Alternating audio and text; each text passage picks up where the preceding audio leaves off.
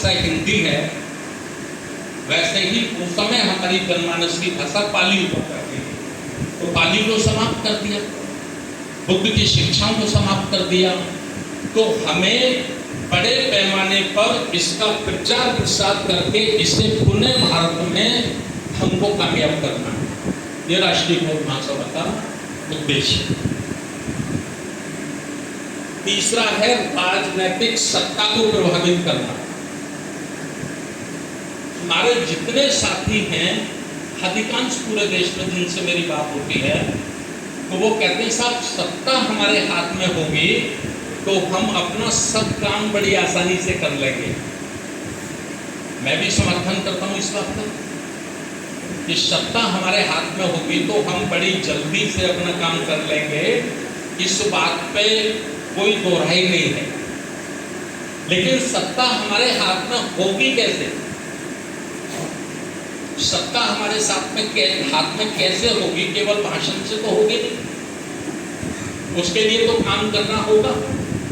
तो बाबा साहब डॉक्टर अम्बेडकर जी ने एक किताब लिखी है, मैं नाम बोल रहा हूँ उसका, जाति का अनुच्छेद, ऐसा कुछ नाम है उसका, annihilation of caste, annihilation of caste. उसको आप पढ़िए, मैंने पढ़ी वो किताब। बाबा साहब उस किताब के माध्यम से बताते हैं कि दुनिया में जितनी राजनीतिक क्रांति आई है, चाहे वो इटली हो, फ्रांस हो, चाइना हो, लंदन हो, जितनी भी राजनीतिक क्रांति आई है, राजनीतिक क्रांति से पहले वहां धार्मिक क्रांति आई। धार्मिक क्रांति आई है, धार्मिक क्रांति के बाद ही लोग राज सत्ता में काबिज हुए हैं। ये इतिहास है। कुछ आपने हमको उदाहरण देते कि साहब का अशोक सम्राट ने बुद्ध धर्म ग्रहण किया तो बुद्ध हमारा चारों तरफ पूरी दुनिया में चला गया। ये बात भी सही है, इसे इनकार नहीं किया जा सकता। लेकिन सवाल यहाँ ये खड़ा होता है कि अशोक सम्राट से धम्म प्रभावित हुआ या धम्म से अशोक सम्राट प्रभावित हुए? परिवर्तन किस में आया? बदलाव किस में आया? कैसे आया? धम्म से आया ना। जिसको लोग चंडाल कहते थे, जिसको लोग अपने भाइयों का हत्यारा कहते थे, जिसकी शकल से लोग नफरत करते थे, उसी व्यक्ति ने जब धम्म की शरण ले ली, धम्म को स्वीकार कर लिया, तो उनको धम्म प्रिय अशोक कहकर पुकारा गया। तो धम्म बड़ी चीज है, उसके बाद आज सत्ता हमारे हाथों में आती है। तो इसके लिए हमें इस संस्कृति का प्रचार राजनीतिक पहुंचने से पहले, राजसत्ता तक पहुंचने के उससे पहले हमको अपनी पुरानी प्राचीन काल की संस्कृति को पुनर्जीवित करना होगा, उसको स्थापित करना होगा भारत में। सत्ता का भी मैं आपको बता दूं,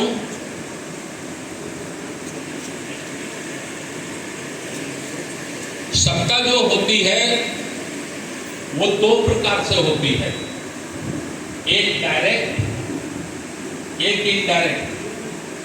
समझ रहे हैं ना? एक सीधा सीधा हमारे हाथ में होती है, एक पीछे से हमारे हाथ में होती है, डायरेक्ट और इनडायरेक्ट। उदाहरण से समझाता हूं।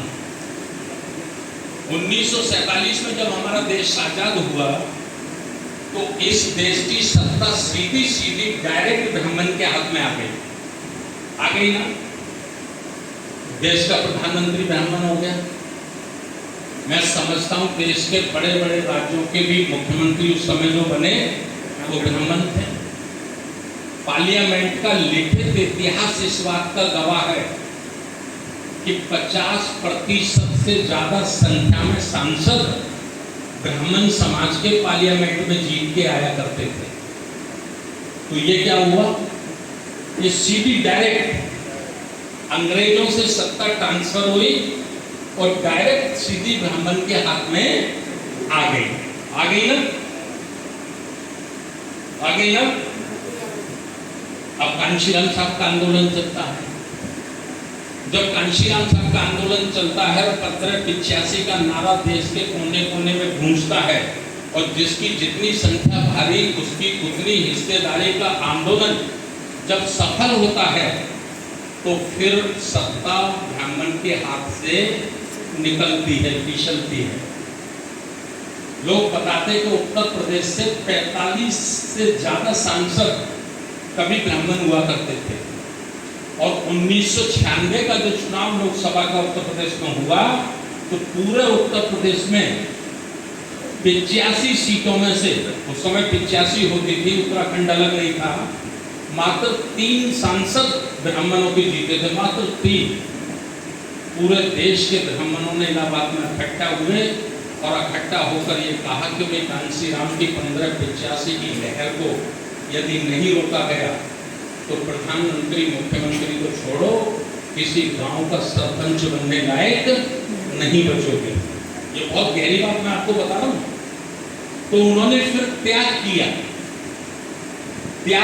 काय का, स्वयं का, और वहां से फिर ओबीसी के मुख्यमंत्री बनना शुरू हुए। कल्याण सिंह बन गए, उमा भारती जी बन गई, लालू यादव बन गए, जिस तरह कल्याण सिंह जी बन गए, समझ रहे कि नहीं। फिर वो ब्राह्मण सीधा ना रहकर पीछे आ गया। चलिए आज देख लीजिए, आज हम 13 अक्टूबर 2022 में खड़े हैं। आज सत्ता ब्राह्मण के हाथ में है कि नहीं है? भारत की हाथ में नहीं है, पीछे हाथ में नहीं है, डायरेक्ट नहीं है। राष्ट्रपति ब्राह्मण नहीं है, प्रधानमंत्री ब्राह्मण नहीं है, बड़े बड़े राज्यों का कोई भी मुख्यमंत्री ब्राह्मण नहीं है, पक्का। लेकिन सत्ता तो ब्राह्मण के ही हाथ में है। कैसे है? इनडायरेक्ट है ना। एक उदाहरण से समझाता हूं। 2014 का चुनाव अनाउंस होता है, होने वाला होता है, अनाउंस नहीं होता, संभावनाएं व्यक्त होती हैं और पेपरों में एक न्यूज छपती है और वो न्यूज होती है कि सूत्रों के हवाले से ये खबर आई है कि भारतीय जनता पार्टी अपना प्रधानमंत्री का कैंडिडेट बदलकर लाल कृष्ण आडवाणी को उठाकर नरेंद्र मोदी को भी घोषित कर सकती है। ऐसी न्यूज सारे मीडिया में आती है। 2013 में अखबार देख लीजिए, टीवी चैनल उस समय के देख लीजिए, आप लोग उठा के आती है ना। लाल कृष्ण आडवाणी जी को पूछा जाता है कि साहब ये खबर छपी है, तो लाल कृष्ण आडवाणी जी बहुत गुस्से में होते हैं। जो मीडिया की बात है वो बता रहा हूं मैं, अंदर की मुझे नहीं मालूम। मुझे याद है, आपको याद नहीं है, तीसरी बात है बस। लाल कृष्ण आडवाणी कहते हैं कि नहीं, नरेंद्र मोदी मेरा चेला है, मैंने उसको उंगली पकड़ के चलना सिखाया है। 2002 में गोधरा कांड में फंस गया था, मैंने ही उसको बचाया था, जीवन दान दिया था। वो मेरे सामने कैसे खड़ा हो सकता है? तनातुनी होती है तमाम। लाल कृष्ण आडवाणी जी को नागपुर बुला लिया जाता है और जब वो नागपुर जाते हैं तो गेट पर, नागपुर पे जो आरएसएस का हेडक्वार्टर है, वह तमाम मीडिया होता है। तो मीडिया के लोग पूछते हैं, आडवाणी साहब प्रधानमंत्री का कैंडिडेट कौन होगा बीजेपी से? तो वो कहते मैं हूं ना, और कौन होगा? आप फालतू की न्यूज बनाते हो, फालतू का न्यूज चलाते हो। अंदर चले जाते हैं, 1 घंटे बाद वापस आते हैं। सर ऐसे होता है नीचे, मीडिया के लोग पकड़ते हैं, माइक रखते हैं। आडवाणी थी प्राइम मिनिस्टर कैंडिडेट बीजेपी, क्या कहते हैं आडवाणी जी? नरेंद्र मोदी। नरेंद्र मोदी के नेतृत्व में चुनाव लड़ा जाएगा, यही कहते हैं ना। कौन ताकत रखता है इसको बदलने की? मोहन भागवत मोहन भागवत ने बुलाए अंदर, समझाए लाल के शर्माणी को कि आप सीनियर हैं, हम मानते हैं, आपने बहुत मेहनत की है, बीजेपी को आपने खड़ा किया है पूरा जीवन लगा के, ये भी हम मानते हैं, लेकिन आज के माहौल में जो हमको कैंडिडेट चाहिए वो नरेंद्र मोदी है। अडवाणी जी ने पूछा नरेंद्र मोदी क्यों, तो मोहन भागवत जी ने कहा कि जितनी सफाई से, जितना अच्छा नरेंद्र मोदी झूठ बोल सकता है उतना आप नहीं बोल सकते हैं, इसलिए अपना बुढ़ापा खराब मत करिए, सम्मान के साथ जाइए। गलत कर रहा हूं मैं?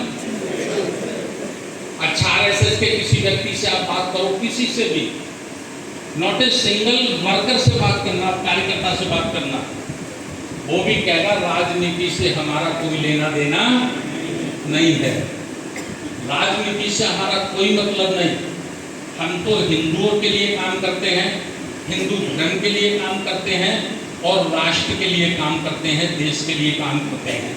यही कहता है ना, क्या कहता है? राजनीति से हमारा कोई मतलब नहीं। अच्छा सच्चाई क्या है? वाकई उसका राजनीति से कोई मतलब नहीं है या उससे बड़ा कोई राजनीतिक नहीं है? मैं समझता हूं उससे बड़ा कोई राजनीतिक नहीं है। गांव के सरपंच से लेकर राष्ट्रपति तक की तकदीर लिखने का काम अगर कहीं होता है तो वहां होता है जहां राजनीति नहीं होती है, आरएसएस के हेडक्वार्टर में होता है। हम ये चाहते हैं, राष्ट्रीय बौद्ध महासभा ये चाहती है महापुरुषों के आंदोलन को कामयाब करने के लिए कि जब तक हम इतनी ताकत पैदा न कर सकें कि डायरेक्ट सत्ता अपने हाथ में ले लें। अच्छी बात है हम इतनी ताकत पैदा करें, एक बार की तो उत्तर प्रदेश में ली सत्ता हाथ में, डायरेक्ट 5 साल चलाई, अपनी ताकत पे ही ली। अच्छी बात है कि हम अपनी ताकत पे देश और राज्यों की सत्ताएं ले लें, लेकिन जब तक हम अपनी ताकत पे लेने लायक नहीं बनते हैं तब तक कम से कम हम इतनी ताकत को पैदा करें कि सत्ता हमारे हाथ में ना हो, कोई बात नहीं, लेकिन हमारी मर्जी के भी ना हो, हमारी मर्जी के बगैर भी सत्ता ना हो, इतनी ताकत भी कम से कम हमको पैदा करनी ही चाहिए। और ये तभी पैदा हो सकती है जब हम त्याग करेंगे। आरएसएस ने ये ताकत जब पैदा की है जब पिछले 95 वर्षों से उनके लाखों लोग सेक्रीफाइस किए हुए हैं, त्याग किए हुए हैं, तप किए हैं, तपस्या किए हैं, रातों दिन उसमें लगे हैं, तब वो इतनी शक्ति का निर्माण कर पाए हैं। गलत बोल रहा हूं? तो ये हमको करना होगा। तो इस तरह से राष्ट्रीय बौद्ध महासभा एक ऐसा माहौल पूरे भारत में पैदा करना चाहती है। चौथा है सामाजिक एकता को मजबूत बनाना है। ये सामाजिक एकता कौन? अकेले चमार और महार आंदोलन नहीं चला पाएंगे। लकीर तो पीट सकते हैं, खींचातान तो कर सकते हैं, लेकिन अकेले कामयाब नहीं हो सकते। जब तक हम 6000 जातियों में टुकड़े हुए एक माता पिता की सारी संतानों को इकट्ठा नहीं करते। शेड्यूल कास्ट में जो चमार महार को छोड़ के दूसरी जातियां हैं उनको तैयार करना होगा, ओबीसी को तैयार करना होगा, एसटी को तैयार करना होगा। बिना उनके तैयार किए हम कभी भी कामयाब आंदोलन नहीं चला सकते। उत्तर प्रदेश का उदाहरण मैं आपके सामने पेश कर रहा हूं। घनश्याम साहब कहते थे हमको, यूपी के सभी लोगों को कहते थे कि मेरी तमन्ना है 6000 जातियों को जोड़ा जाए, लेकिन जब तक हम 6000 जातियां नहीं जोड़ पा रहे तब तक 6 जातियां जोड़ लो। 6 जातियां आप जोड़ लीजिए, यदि आपने 6 जातियां भी जोड़ ली तो आप किंग मेकर हो जाएंगे। किंग बनेंगे कि नहीं बनेंगे नहीं मालूम, लेकिन किंग मेकर आप जरूर बनेंगे। सत्ता आपकी होगी कि नहीं होगी नहीं मालूम, लेकिन इतना मालूम है कि सत्ता आपके बगैर नहीं होगी। बात समझ रहे हैं ना? तो 6 जातियां जब जोड़ी, भाई प्लस पिलर तो हो गया शेड्यूल कास्ट में जाटव जमात, और उसके साथ थोड़ा बघेल पाल जोड़ा, थोड़ा कुस्पा जोड़ा, थोड़ा कुर्मी जोड़ा, थोड़ा करके जोड़ा, तो हम 31% वोट प्राप्त कर गए 2007 के चुनाव में, और स्पष्ट बहुमत में हम सरकार बनाने में कामयाब हो गए। ये मैंने एग्जाम के लिए एक उदाहरण पेश किया है। यही फार्मूला हमें पूरे देश में लाना था।